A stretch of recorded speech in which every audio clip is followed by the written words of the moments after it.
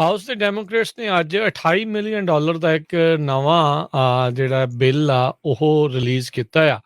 Baby formula ਦੀ ਜਿਹੜੀ shortage ਆ, ਘਾਟ ਆ, ਉਸ ਨੂੰ ਪੂਰੀਆਂ ਕਰਨ ਦੀ ਇਸ ਬਿੱਲ ਦੇ ਜ਼ਰੀਏ ਕੋਸ਼ਿਸ਼ ਹੋਵੇਗੀ।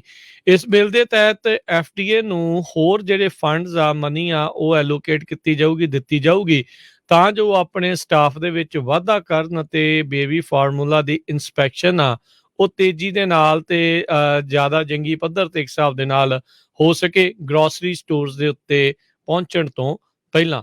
ਤੇ ਫਿਊਚਰ ਸ਼ਾਰਟੇजेस ਦੇ ਲਈ ਪੋਟੈਂਸ਼ੀਅਲੀ ਜਿਹੜਾ ਆ ਉਹ ਪ੍ਰਿਪੇਅਰ ਕਰਨ ਦੇ ਲਈ US ਦੇ ਵਿੱਚ ਬੇਬੀ ਫਾਰਮੂਲਾ ਦੀ ਜਿਹੜੀ ਸ਼ਾਰਟੇਜ ਆ, ਐਬਟ ਨਿਊਟ੍ਰੀਸ਼ਨ ਦੇ ਜਿਹੜੇ ਪਲਾਂਟ ਆ ਬੰਦ ਹੋਣ ਤੋਂ ਬਾਅਦ ਦੇ ਵਿੱਚ ਆਈ ਆ। ਉਹਨਾਂ ਨੂੰ ਆਪਣੇ ਜਿਹੜੇ ਪ੍ਰੋਡਕਟ ਆ ਉਹ ਰੀਕਾਲ ਕਰਨੇ ਪਏ ਸੀ ਕਿਉਂਕਿ ਉਹਨਾਂ ਦੇ ਵਿੱਚ ਕੰਟੈਮੀਨੇਸ਼ਨ ਸੀ, ਜਿਨ੍ਹਾਂ ਕਰਕੇ ਜਿਹੜੇ 2 ਬੱਚਿਆਂ ਦੀ ਮੌਤ ਹੋਈ ਦੱਸੀ ਜਾਂਦੀ ਹੈਗੀ ਆ। ਸੋ ਇਨਫੈਂਟ ਫਾਰਮੂਲਾ ਸਪਲੀਮੈਂਟਲ ਅਪਰੋਪਰੀਏਸ਼ਨ ਐਕਟ 2022 ਜਿਹੜੇ ਆ ਹਾਊਸ ਦੇ ਡੈਮੋਕ੍ਰੇਟਸ ਆ ਉਹ ਲੈ ਕੇ ਆ ਰਹੇ ਆ।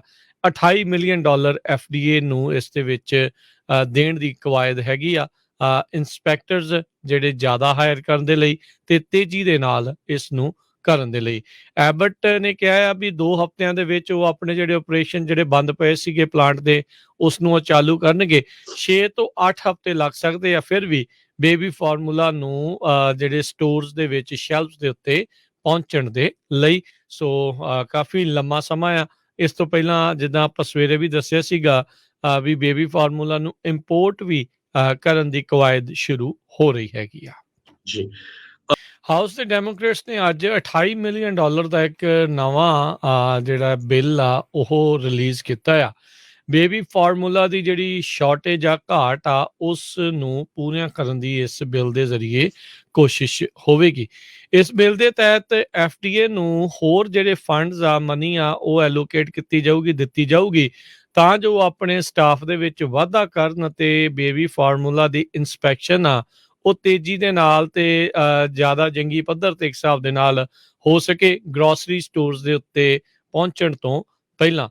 ਤੇ ਫਿਊਚਰ ਸ਼ਾਰਟੇजेस ਦੇ ਲਈ ਪੋਟੈਂਸ਼ੀਅਲੀ ਜਿਹੜਾ ਆ ਉਹ ਪ੍ਰਿਪੇਅਰ ਕਰਨ ਦੇ ਲਈ US ਦੇ ਵਿੱਚ ਬੇਬੀ ਫਾਰਮੂਲਾ ਦੀ ਜਿਹੜੀ ਸ਼ਾਰਟੇਜ ਆ, ਐਬਟ ਨਿਊਟ੍ਰੀਸ਼ਨ ਦੇ ਜਿਹੜੇ ਪਲਾਂਟ ਆ ਬੰਦ ਹੋਣ ਤੋਂ ਬਾਅਦ ਦੇ ਵਿੱਚ ਆਈ ਆ। ਉਹਨਾਂ ਨੂੰ ਆਪਣੇ ਜਿਹੜੇ ਪ੍ਰੋਡਕਟ ਆ ਉਹ ਰੀਕਾਲ ਕਰਨੇ ਪਏ ਸੀ ਕਿਉਂਕਿ ਉਹਨਾਂ ਦੇ ਵਿੱਚ ਕੰਟੈਮੀਨੇਸ਼ਨ ਸੀ, ਜਿਨ੍ਹਾਂ ਕਰਕੇ ਜਿਹੜੇ 2 ਬੱਚਿਆਂ ਦੀ ਮੌਤ ਹੋਈ ਦੱਸੀ ਜਾਂਦੀ ਹੈਗੀ ਆ। ਸੋ ਇਨਫੈਂਟ ਫਾਰਮੂਲਾ ਸਪਲੀਮੈਂਟਲ ਅਪਰੋਪਰੀਏਸ਼ਨ ਐਕਟ 2022 ਜਿਹੜੇ ਆ ਹਾਊਸ ਦੇ ਡੈਮੋਕ੍ਰੇਟਸ ਆ ਉਹ ਲੈ ਕੇ ਆ ਰਹੇ ਆ।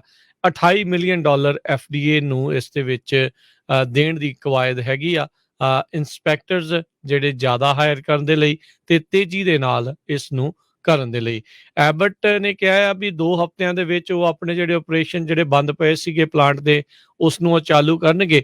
6 ਤੋਂ 8 ਹਫ਼ਤੇ ਲੱਗ ਸਕਦੇ ਆ ਫਿਰ ਵੀ ਬੇਬੀ ਫਾਰਮੂਲਾ ਨੂੰ ਜਿਹੜੇ ਸਟੋਰਸ ਦੇ ਵਿੱਚ ਸ਼ੈਲਫਸ ਦੇ ਉੱਤੇ ਪਹੁੰਚਣ ਦੇ ਲਈ। ਸੋ ਕਾਫੀ ਲੰਮਾ ਸਮਾਂ ਆ।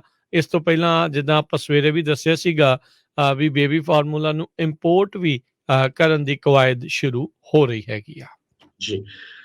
ਹਾਊਸ ਦੇ ਡੈਮੋਕ੍ਰੇਟਸ ਨੇ ਅੱਜ $28 ਮਿਲੀਅਨ ਦਾ ਇੱਕ ਨਵਾਂ ਜਿਹੜਾ ਬਿੱਲ ਆ ਉਹ ਰਿਲੀਜ਼ ਕੀਤਾ ਆ। ਬੇਬੀ ਫਾਰਮੂਲਾ ਦੀ ਜਿਹੜੀ ਸ਼ਾਰਟੇਜ ਆ, ਘਾਟ ਆ, ਉਸ ਨੂੰ ਪੂਰੀਆਂ ਕਰਨ ਦੀ ਇਸ ਬਿੱਲ ਦੇ ਜ਼ਰੀਏ ਕੋਸ਼ਿਸ਼ ਹੋਵੇਗੀ। ਇਸ ਬਿੱਲ ਦੇ ਤਹਿਤ FDA ਨੂੰ ਹੋਰ ਜਿਹੜੇ ਫੰਡਸ ਆ, ਮਨੀ ਆ, ਉਹ ਐਲੋਕੇਟ ਕੀਤੀ ਜਾਊਗੀ, ਦਿੱਤੀ ਜਾਊਗੀ, ਤਾਂ ਜੋ ਆਪਣੇ ਸਟਾਫ ਦੇ ਵਿੱਚ ਵਾਧਾ ਕਰਨ ਅਤੇ ਬੇਬੀ ਫਾਰਮੂਲਾ ਦੀ ਇੰਸਪੈਕਸ਼ਨ ਆ ਉਹ ਤੇਜ਼ੀ ਦੇ ਨਾਲ ਤੇ ਜ਼ਿਆਦਾ ਜੰਗੀ ਪੱਧਰ ਤੇ ਇੱਕ ਹਿਸਾਬ ਦੇ ਨਾਲ ਹੋ ਸਕੇ ਗਰੋਸਰੀ ਸਟੋਰਸ ਦੇ ਉੱਤੇ ਪਹੁੰਚਣ ਤੋਂ ਪਹਿਲਾਂ। ਤੇ ਫਿਊਚਰ ਸ਼ਾਰਟੇजेस ਦੇ ਲਈ ਪੋਟੈਂਸ਼ੀਅਲੀ ਜਿਹੜਾ ਆ ਉਹ ਪ੍ਰਿਪੇਅਰ ਕਰਨ ਦੇ ਲਈ US ਦੇ ਵਿੱਚ ਬੇਬੀ ਫਾਰਮੂਲਾ ਦੀ ਜਿਹੜੀ ਸ਼ਾਰਟੇਜ ਆ, ਐਬਟ ਨਿਊਟ੍ਰੀਸ਼ਨ ਦੇ ਜਿਹੜੇ ਪਲਾਂਟ ਆ ਬੰਦ ਹੋਣ ਤੋਂ ਬਾਅਦ ਦੇ ਵਿੱਚ ਆਈ ਆ। ਉਹਨਾਂ ਨੂੰ ਆਪਣੇ ਜਿਹੜੇ ਪ੍ਰੋਡਕਟ ਆ ਉਹ ਰੀਕਾਲ ਕਰਨੇ ਪਏ ਸੀ ਕਿਉਂਕਿ ਉਹਨਾਂ ਦੇ ਵਿੱਚ ਕੰਟੈਮੀਨੇਸ਼ਨ ਸੀ, ਜਿਨ੍ਹਾਂ ਕਰਕੇ ਜਿਹੜੇ 2 ਬੱਚਿਆਂ ਦੀ ਮੌਤ ਹੋਈ ਦੱਸੀ ਜਾਂਦੀ ਹੈਗੀ ਆ। ਸੋ ਇਨਫੈਂਟ ਫਾਰਮੂਲਾ ਸਪਲੀਮੈਂਟਲ ਅਪਰੋਪਰੀਏਸ਼ਨ ਐਕਟ 2022 ਜਿਹੜੇ ਆ ਹਾਊਸ ਦੇ ਡੈਮੋਕ੍ਰੇਟਸ ਆ ਉਹ ਲੈ ਕੇ ਆ ਰਹੇ ਆ।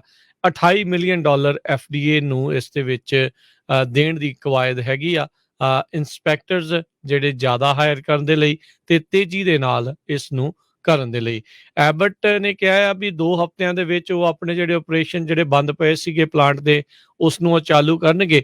6 ਤੋਂ 8 ਹਫ਼ਤੇ ਲੱਗ ਸਕਦੇ ਆ ਫਿਰ ਵੀ ਬੇਬੀ ਫਾਰਮੂਲਾ ਨੂੰ ਜਿਹੜੇ ਸਟੋਰਸ ਦੇ ਵਿੱਚ, ਸ਼ੈਲਫਸ ਦੇ ਉੱਤੇ ਪਹੁੰਚਣ ਦੇ ਲਈ। ਸੋ ਕਾਫੀ ਲੰਮਾ ਸਮਾਂ ਆ।